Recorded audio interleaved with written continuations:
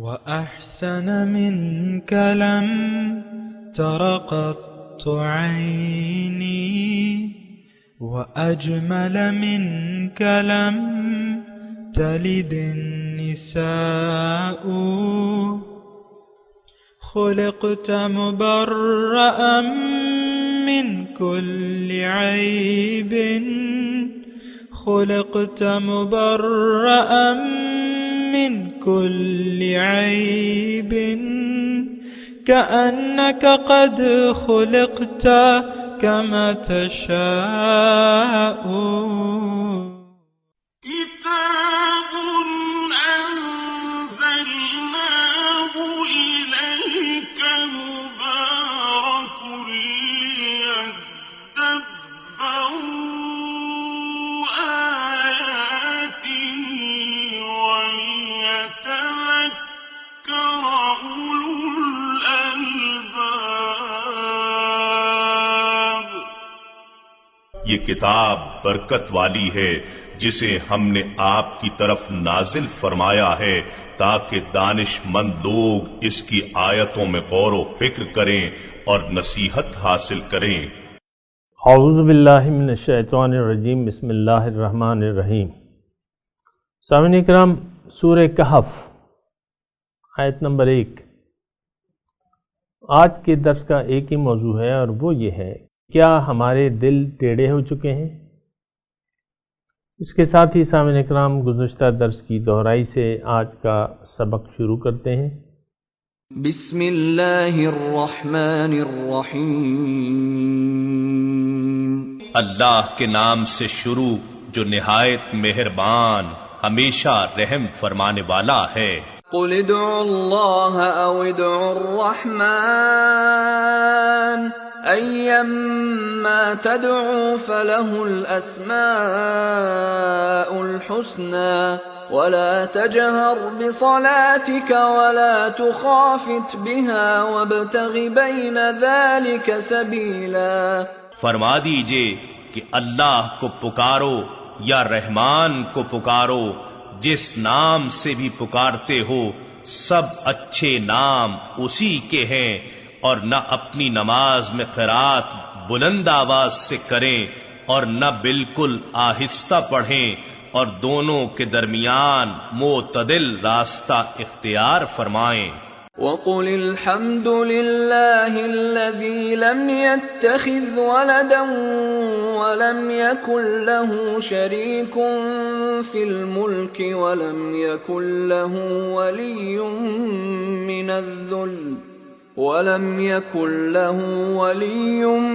من الذل وكبره تكبيرا. اور فرمائیے کہ سب تعریفیں اللہ ہی کے لیے ہیں، جس نے نہ تو اپنے لیے کوئی بیٹا بنایا اور نہ ہی اس کی سلطنت و فرما روائی میں کوئی شریک ہے، اور نہ کمزوری کے باعث اس کا کوئی مددگار ہے. اے حبیب، آپ اسی کو بزرگ تر جان کر اس کی خوب بڑائی بیان کرتے رہیے. سامعین کرام، سورہ کہف ہے، آیت نمبر 1 سے شروع ہو رہا ہے. لفظی ترجمہ: الحمدللہ الذی، تمام تعریفیں اس ذات کے لیے ہیں، انزل علی عبدہ الکتاب، جس نے نازل کی ہے اپنے بندے پر کتاب، ولم یجعل لہ عوج، اور اس میں کوئی کجی نہیں رکھی. سامعین کرام، سورہ کہف مکی صورت ہے اور اس کا نزول جو ہے تقریباً 5 نبوی. جو گزشتہ صورت تھی تو اس کا نزول جو تھا 12 نبوی تھا، اور یہ تقریباً 7 سال کا وقفہ ہے. یعنی اس سے آپ یہ اندازہ لگا سکتے ہیں کہ صورت جو قرآن مجید کی صورتیں ہیں اللہ تعالیٰ کی توقیفی ہیں، یعنی اللہ تعالیٰ کے ارشاد کے مطابق اس کی ترتیب مضامین کے حساب سے ترتیب دی گئی ہے. بہرحال 5 نبوی وہ دور ہے سامعین کرام کے مکی دور ہے، اور آپ کو معلوم ہے ہجرت حبشہ بھی اور ہوئی ہے اس میں، اور مظالم شروع ہو چکے ہیں، قریش مکہ کے مظالم جو ہے وہ شروع ہو چکے ہیں، کتاب اور رسول کی مخالفت ہو رہی ہے، آخرت کا انکار کیا جا رہا ہے، اور لوگوں کی کوشش ہے کہ نبوت کے کام کو روک دیں، مسلمانوں پہ ظلم و ستم جو ہے وہ ڈھائے جا رہے ہیں۔ بہرحال تو ان حالات میں اس سورت کا نزول ہوا ہے۔ الحمدللہ، تمام تعریفیں اللہ تعالیٰ کے لیے ہیں۔ انزل علی عبدہ الکتاب، جس نے اپنے بندے پر یہ کتاب نازل کی ہے اور اس میں کوئی کجی نہیں ہے۔ ولم یجعل لہ عوجا، اس میں کوئی کجی نہیں ہے، اس میں کوئی ٹیڑھ نہیں ہے۔ سامعین اکرام، اول تو بات یہ ہے کہ جو رونا میں روتا رہتا ہوں وہ یہ ہے کہ اللہ تعالیٰ کی ہدایت کا اس کی ہم ضرورت نہیں محسوس کرتے آج کل کے معاشرے میں، اور اس کی وجہ یہ ہے کہ ہم نے اپنے آپ کو نہیں پہچانا ہے، اپنے مقصود کو نہیں پہچانا ہے، اپنے خالق کو نہیں پہچانا ہے۔ تو یہ ساری باتیں ہیں، لیکن بات یہ ہے کہ جو سلوک ہمارا ہے نا قرآن کے ساتھ، وہ اللہ تعالیٰ کے ہاں بہت ناراضگی کا باعث ہے۔ یہ میں آپ کو بتا دوں، ناراضگی کا باعث یہ سلوک جو ہے، یہ طریقہ کار بہت ناراضگی کا باعث بن رہا ہے، اور اللہ تعالیٰ نے کبھی یہ نہیں چاہا کہ انسان پیدا ہو کے اپنے خالق کو ہی بھلا دے بحیثیت مقصود و محبوب و مطلوب۔ لیکن میں اور آپ جس معاشرے میں رہ رہے ہیں اس میں لوگ ایسا کر رہے ہیں۔ اللہ تعالیٰ کو انہوں نے بنیادی طور پہ ہمیں بھول ہو گئی ہے، اور بھول یہ ہے کہ ہم نے اللہ تعالیٰ کو بحیثیت رب بھلا دیا ہے، بحیثیت خالق، مالک، مقصود، معبود اور محبوب کے ہم نے بھلا دیا ہے۔ اور دوسری بات یہ ہے کہ ہمیں اس نعرے میں کچھ کشش بھی نہیں معلوم ہوتی، یعنی جو کلمہ طیبہ ہے اور جو اس کا مفہوم ہے، اس میں ہمیں اپنے لیے کوئی ظاہری کشش محسوس نہیں ہوتی۔ یعنی کلمہ طیبہ کیا ہے سامعین کرام؟ لا الہ الا اللہ، اللہ کے سوا کوئی معبود نہیں۔ لیکن یہ ترجمہ جو ہے معبود کا، یہ اپنے ساتھ 3 مفاہیم لیے ہوئے ہیں سامعین کرام۔ یہ بات میری آپ ذرا غور سے سنیں۔ میں جب کہتا ہوں نا لا مقصودہ، لا محبوبہ، لا مطلوبہ، تو یہ تینوں مفاہیم معبود میں چھپے ہوئے ہیں۔ اس کی میں آپ کو تھوڑی سی وجہ بیان کروں کہ دیکھیں، حضرت علی رضی اللہ تعالیٰ عنہ فرماتے ہیں مقصود کا معبود کا، تمہارا مقصود ہی تمہارا معبود ہے۔ ظاہر ہے انسان کی، سامعین کرام یہ معاملہ اتنا مشکل نہیں ہے سمجھنے کے لیے، انسان کی جو ترجیح ہوتی ہے، جو اسے پسند ہوتا ہے، جو چیز اسے پسند آتی ہے، جو چیز اسے مطلوب ہوتی ہے، تو وہی وہ چاہتا ہے۔ دوبارہ میں اس بات کو کہوں، ذرا سنیں، انسان کو جو چیز محبوب ہوتی ہے، پیاری ہوتی ہے، تو وہ اسے مطلوب ہوتی ہے۔ جو محبوب ہوتی ہے وہی مطلوب ہوتی ہے، چاہتا ہے وہ کہ یہ مجھے حاصل ہو جائے۔ جو اسے پیاری لگتی ہے، جو اسے اچھی لگتی ہے، وہ اسے پھر چاہتا ہے، پھر وہ اس کا مقصد بن جاتا ہے، پھر وہ اس کے لیے پھر وہ اس کو باقی چیزوں پہ ترجیح دے دیتا ہے۔ آپ سمجھ رہے ہیں نا میری بات کو؟ میں دوبارہ نہیں کہتا، اتنا کافی ہے۔ اب کافر جو ہیں، ان کو دنیا اچھی لگتی ہے۔ یہ اب بات ذرا توجہ سے سن۔ کافر جو ہیں ان کو دنیا اور ما فیہا یہ اچھی لگتی ہے، اچھی لگتی ہے تو وہ اسے چاہتے بھی ہیں، مطلوب بھی ہے۔ جب مطلوب ہے تو وہ اسے مقصود بنا لیتے ہیں، جب مقصود بنا لیتے ہیں تو باقی چیزوں پہ وہ اسے ترجیح دے دیتے ہیں۔ یہ کافر کی پہچان ہے۔ یعنی قرآن کے مضمون کے حساب سے کافر کی تشریح یہی ہے جو میں نے آپ کو کہی، ورنہ آپ پڑھ لیں وہ سورہ ابراہیم کی آیت نمبر 2 اور 3، ویل للکافرین الذین یستحبون الحیات الدنیا علی الآخرہ، خرابی ہے، ہلاکت ہے، تباہی ہے کافروں کے لیے۔ کون ہے یہ لوگ؟ یہ وہ لوگ ہیں جو دنیا سے پیار کرتے ہیں، محبت کرتے ہیں۔ یہ لفظی ترجمہ میں کر رہا ہوں سامنے کرام، کافروں کے لیے تباہی ہے۔ کون ہے یہ کافر؟ الذین یستحبون الحیات الدنیا علی الآخرہ، جو دنیا کو پسند کرتے ہیں مقابلہ آخرت کے، یعنی دنیا کو چاہتے ہیں۔ تو اب آخرت تو ترجیح نہ ہوئی، دنیا ترجیح ہو گئی۔ کیوں؟ کہ دنیا محبوب ہے، پھر دنیا مطلوب بھی ہو گئی، پھر دنیا مقصود بھی بن گئی۔ سامعین کرام، آج دیکھ لیں میں اور آپ جس معاشرے میں رہ رہے ہیں،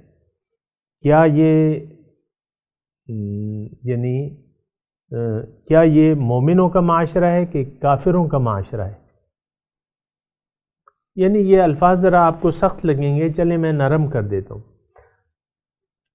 میں سوال یہ کر رہا ہوں آپ سے کہ آپ یہ مجھے بتائیں کہ جس معاشرے میں میں اور آپ رہ رہے ہیں، ان لوگوں نے آیا دنیا کو زیادہ پسند کرتے ہیں یا آخرت کو؟ یقیناً آپ کا سیدھا جواب ہوگا کہ ہاں، ہم لوگ تو دنیا کو زیادہ پسند کرتے ہیں۔ پھر میں دوسرا سوال یہ کروں گا کہ آیا ہم لوگوں نے دنیا کو پسند نہیں کر لیا ہے بمقابلہ آخرت کے؟ بالکل آپ کا جواب صحیح ہے، آپ یہی کہہ رہے ہیں کہ ہاں ہم نے پسند کر لیا ہے دنیا کو بمقابلہ آخرت کے۔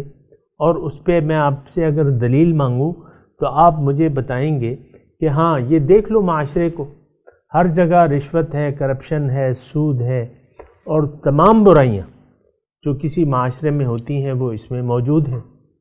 کون سی برائی ہے جو اس میں موجود نہیں ہے؟ فحاشی ہے، عریانی ہے، اللہ تعالیٰ کے احکامات کی خلاف ورزی ہے، رسول کے طریقے کی خلاف ورزی ہے، رسول کا اسوہ حسنہ اس کا رول ماڈل نہیں ہے۔ تو یہ آپ نے خود ہی جواب دے دیا سیدھا سیدھا۔ تو پھر میں ایک بات اور، یہ سورت کے آغاز میں اللہ تعالیٰ نے فرمایا اس میں کوئی ٹیڑھ نہیں ہے۔ دیکھیں، ہم انسان جو ہے سیدھی چیزوں کو لیتا ہے، سیدھی، یہ عوج کا مطلب ہے ٹیڑھ، کجی۔ انسان ہمیشہ سیدھے راستے کو، درست راستے کو پسند کرتا ہے۔ دیکھیں، ہمارے جی ٹی روڈ تھی پہلے، مثال میں عرض کر رہا ہوں، جی ٹی روڈ تھی پہلے، تو پھر موٹر وے بن گئی مثال کے طور پہ۔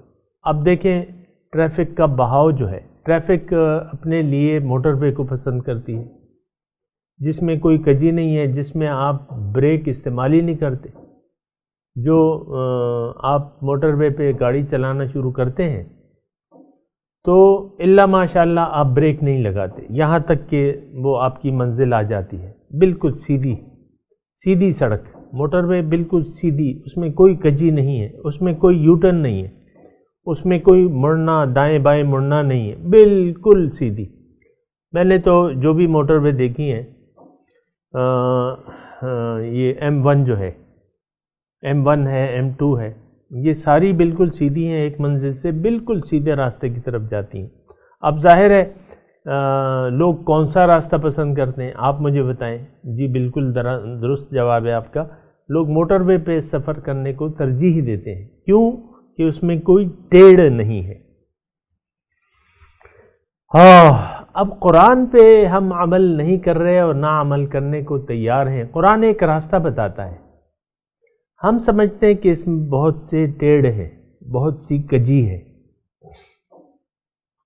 دیکھیں قرآن آسان بات ہے، میں آسان بات کر رہا ہوں آپ کے لیے، کوئی مشکل زبان نہیں استعمال کر رہا، سادہ راستہ انسان۔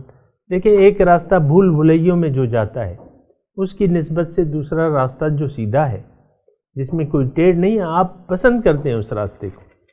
اب قرآن پر ہم عمل نہیں کر رہے تو اس کا مطلب کیا ہے؟ ہم سمجھتے ہیں کہ اس میں بڑی ٹیڑھ ہے، اس میں بڑی کجی ہے، اور بہت سے خدشات ہیں، میں محسوس کر سکتا ہوں سامنے کرام، بہت سے قرآن کو قبول کرنے پہ آپ کے ذہن میں، اس معاشرے کے ذہن میں میں جب آپ کی کہتا ہوں تو مطلب معاشرہ مراد ہوتا ہے، کیونکہ ہم اکثریت کی بات کر رہے ہیں۔ اس معاشرے کو قرآن پر عمل کرنے میں بہت سی ہرڈلز لگتی ہیں، بہت سے کجیاں لگتی ہیں، بھول بھلیاں لگتی ہیں۔ عام طور پہ اگر آپ دیکھیں نا تو یہ کہا جاتا ہے کہ بھئی کون سا ہم کیا کریں، کہاں جائیں، کون سا نظریہ لے لیں، کون سے فرقے میں داخل ہو جائیں، کون سے مسلک کی اتباع کریں۔ عام بعض لوگوں نے یہ ایک وجہ بنائی ہوئی ہے، یعنی عمل نہ کرنے کی، اسلام میں پورے داخل نہ ہونے کی ایک وجہ یہ بھی بنائی ہے کہ بھئی وہ فلاں یہ کہہ رہا ہے، فلاں یہ کہہ رہا ہے، فلاں یہ کہہ رہا ہے، ہمیں تو سمجھ میں نہیں آتا، اس سے بہتر یہ ہے کہ ہم اپنا راستہ اپنائے رکھیں۔ بعض لوگوں نے یہ وجہ بنائی بھی، لیکن یہ خود ساختہ وجوہات ہیں سامنے کرام، یہ خود ساختہ ہیں ہماری، میں یقین سے کہہ رہا ہوں یہ خود ساختہ ہیں، کوئی اس میں ٹیڑھ نہیں ہے، ہمیں لگتی ہے۔ اس کی میں وجہ بتانا چاہتا ہوں، آپ اس پہ سوچیں کہ یہ وجہ میں درست کہہ رہا ہوں کہ اصل میں ایک وہ منزل، یہ بات ذرا توجہ سے سنیں، وہ منزل جس کا راستہ سیدھا ہے لیکن وہ منزل آپ کی منزل نہیں ہے، دوسرا راستہ جو ٹیڑھا ہے لیکن اس کی جو منزل ہے وہ آپ کی منزل ہے، تو آپ سیدھے کو چھوڑ کے ٹیڑھے راستے پر چلیں گے۔ آج ہم ٹیڑھے راستوں پر چل رہے ہیں، باوجود اس کے کہ ہمیں معلوم ہے کہ قرآن سیدھا راستہ بتاتا ہے، یہاں بھی ہے نا لم یجعل لہ عوج، اس میں کوئی کجی نہیں ہے، باوجود اس کے ہم ٹیڑھے راستوں پر چل رہے ہیں، کیونکہ ٹیڑھے راستوں کی منزل ہی ہماری منزل ہے۔ یہ یعنی سامعین کرام ایک بڑی وجہ ہے کہ ہم سیدھا راستہ چونکہ ہمیں اللہ تک لے جاتا ہے اور اللہ ہمارا مقصود نہیں ہے، ہمیں تو دنیا محبوب ہے، کھا لے پی لے اور جی لے، تو پھر بات یہ ہے کہ پھر ایسا ہوتا ہے کہ یہ معاملہ یہاں بگڑ جاتا ہے، پھر ہم ٹیڑھے راستوں کو اپنا لیتے ہیں، پھر جائز اور ناجائز اس کا ہم خیال نہیں رکھتے سامنے کرام۔ یعنی آپ دیکھیں معاشرے میں آج حلال حرام اس کی تمیز نہیں ہے، والدین سے جو سلوک ہو رہا ہے، اولاد جو والدین سے جس طریقے کا سلوک کرتی ہے عام طور پہ وہ آپ دیکھ لیں، میاں بیوی کے ساتھ جو سلوک کرتا ہے، بیوی میاں کے ساتھ جو سلوک کرتی ہے، وہ بھی قرآن کے طریقوں کے مطابق دونوں فریقین اس کا خیال نہیں رکھتے، کیونکہ وہ راستہ ہمارا راستہ ہی نہیں ہے، وہ منزل ہم چاہتے ہی نہیں ہیں۔ بات اصل میں یہ ہے کہ اللہ کو منزل بنا لینا یہ ہمارے معاشرے کی ہماری خواہش نہیں ہے، ہمیں تو دنیا محبوب ہے۔ آپ دیکھیں میں آپ کو ایک ٹیسٹ وہ بتاتا ہوں اپنے یعنی آپ اگر اپنا احتساب کرنا چاہتے ہیں، جاننا چاہتے ہیں کہ منزل میری اللہ ہے کہ ما سوی اللہ ہے، آپ دیکھیں ہماری جو بھی پریشانیاں ہیں اس کا تعلق ظاہر سے ہے، ظاہر سے تعلق ہے، مٹیریل سے تعلق ہے، اس کا باطن سے کوئی تعلق نہیں۔ جنت یہ کہ ہمارے لیے جنت میں داخلہ کوئی ایشو ہی نہیں ہے، دوزخ سے بچنا ہمارے لیے کوئی ایشو ہی نہیں ہے، عذاب قبر ہمارے لیے کوئی ایشو ہی نہیں ہے، حالانکہ عذاب قبر تو بہت قریب ہے، ادھر موت صرف موت ہے، عذاب قبر اور ہمارے درمیان صرف موت کا فاصلہ ہے، اور موت کا تو کوئی پتہ ہی نہیں چلتا، موت تو بہت قریب ہے۔ تو یہ ساری باتیں ہیں سامعین کرام، اور میں نے آپ کو صرف اس میں یہ بتایا کہ اللہ تعالی ہماری نہ منزل ہے نہ ہم اسے بنانا چاہتے ہیں، ہم تو اپنی مرضی جینا چاہتے ہیں۔ اللہ تعالیٰ کی شریعت کو ہم قبول نہیں کرنا چاہتے، نہ اپنے جسم پر نافذ کرنا چاہتے ہیں سامنے کرام۔ آج دیکھ لیں نا، مرد اور عورتیں، آج مرد اور عورتیں اپنی جو ظاہری حیات بناتی ہیں اس میں وہ سنت کا خیال نہیں رکھتی، اس میں وہ قرآن کے تعلیمات کا خیال نہیں رکھتے۔ عام طور پہ آپ دیکھ لیں، میں اشارتاً یہ بات عرض کر رہا ہوں، نہ مرد اپنی صورت جو ہے حضور صلی اللہ علیہ وسلم کے اسوہ حسنہ کو سامنے رکھ کے بناتے ہیں، نہ عورتیں اپنا لباس جو ہے وہ شریعت کے تقاضوں کے مطابق پہنتی ہیں۔ تو مطلب یہ ہے کہ یہ دیکھیں، یہ ہم تذکرہ کر رہے ہیں کہ کتاب الحمد، تمام تعریفیں اس ذات کے لیے ہیں جس نے اپنے بندے پر کتاب نازل کی اور اس میں کوئی ٹیڑھ نہیں رکھی۔ ہمیں اگر ٹیڑھ نظر نہیں بھی آ رہی سامنے کرام، چلے مان لیا کہ ٹیڑھ نہیں ہے، ہم نے یقین کر لیا، لیکن اب اس کا کیا کریں کہ قرآن جس طرف ہمیں لے جانا چاہتا ہے وہاں ہم جانا ہی نہیں چاہتے، تو پھر کیوں اپنائیں قرآن کا راستہ؟ یہ ایسی افسوسناک بات ہے سامعین کرام، ایک کھلی حقیقت ہے جو میں آپ کو بات بیان کر رہا ہوں نا، کہ ہماری منزل اللہ نہیں ہے، نہ ہم اللہ کو اپنی منزل بنانا چاہتے ہیں۔ لیکن چلیں ٹھیک ہے، لیکن اس کا انجام جو ہے، اس کا انجام کیا ہے؟ اس کا انجام اس کے بعد جو آ رہا ہے، یعنی اس کے بعد جو وہ ہے وہ میں آپ کو بیان کر دیتا ہوں۔ قیمن، بالکل سیدھی یہ راستہ جو ہے، اچھا پہلے ترجمہ کر لوں، قیم سیدھی، معتدل، لینذرا، تاکہ وہ ڈرائیں، بأساً شدیداً، شدید عذاب سے، یعنی آنے والے شدید عذاب سے ڈرائے۔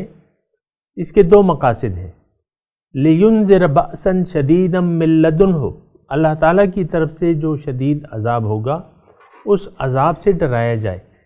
اس کتاب کے دو مقاصد ہیں کہ یہ انذار ہے اور بشارت ہے، وبشر المؤمنین، اور بشارت دیں، خوشخبری مومنوں کے لیے۔ کون سے مومن؟ الذین یعملون الصالحات، جو عمل نیک کرتے ہیں، ان لہم اجرا حسن، ان کے لیے بہت اچھا اجر ہے، ماکثین فیہ ابدا، ہمیشہ اس میں رہیں گے۔ تو سامعین اکرام، اس آیت کے مفاہیم پر اگر آپ غور کریں، آیت نمبر 2، اس میں دو چیزیں ہیں کہ قرآن کے نزول کا، یعنی اس میں بنیادی طور پہ کیا ہے کہ یہ بشارت ہے اور ڈراوا ہے، خوشخبری ہے اور ڈراوا ہے۔ لینذر بأسا شدیدا من لدنہ، قیماً، پہلے تو قیم کی بات کرتے ہیں۔ قیم مطلب معتدل، سیدھا،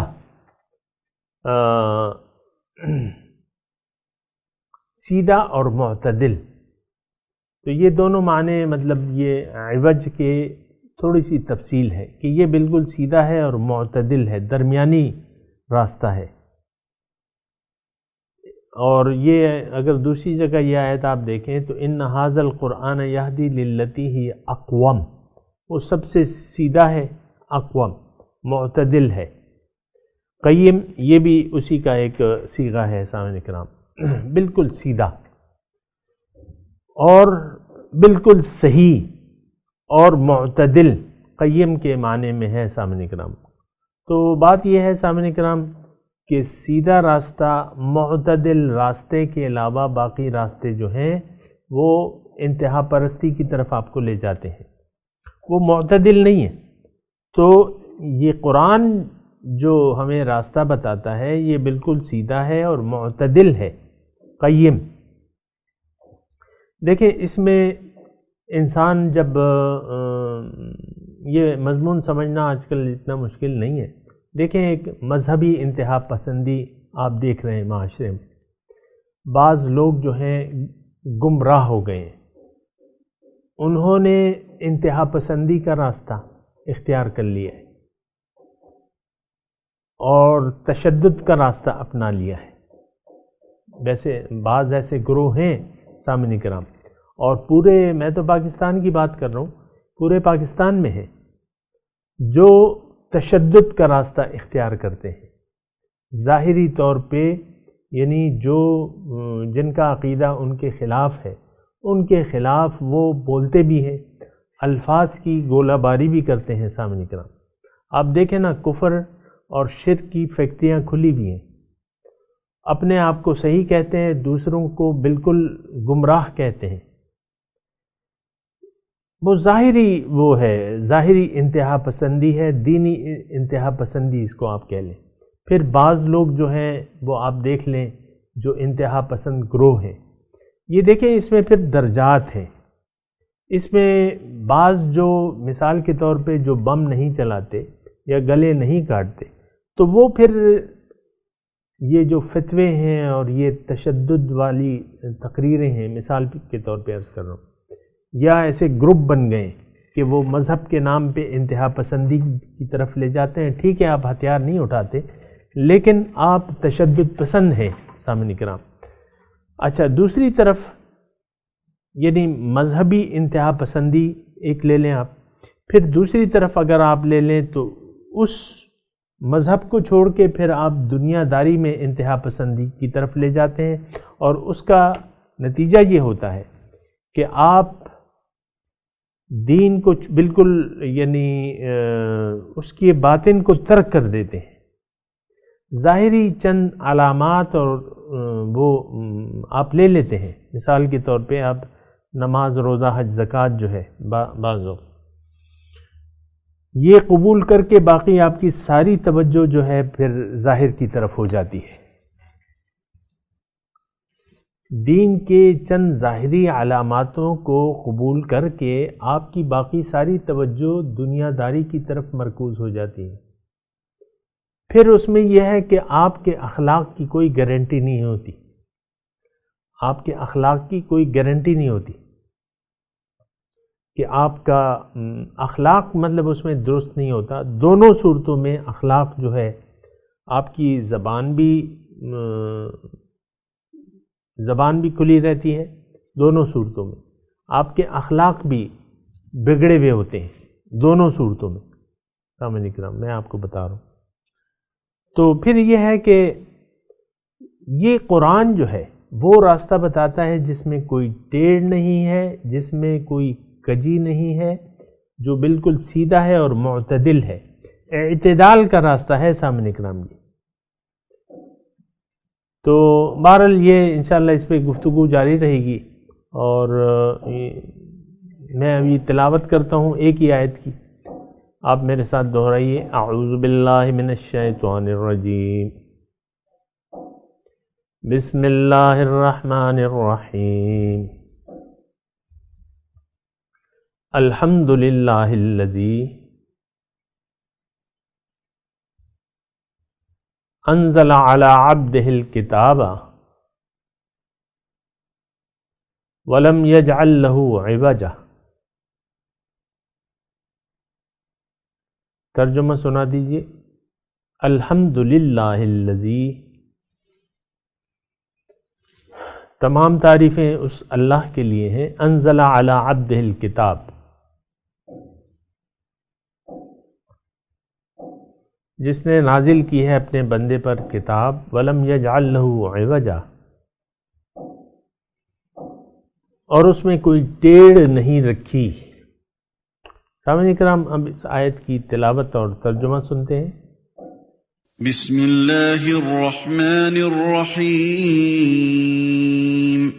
In the name of God, the gracious, the merciful. الحمد للہ الذی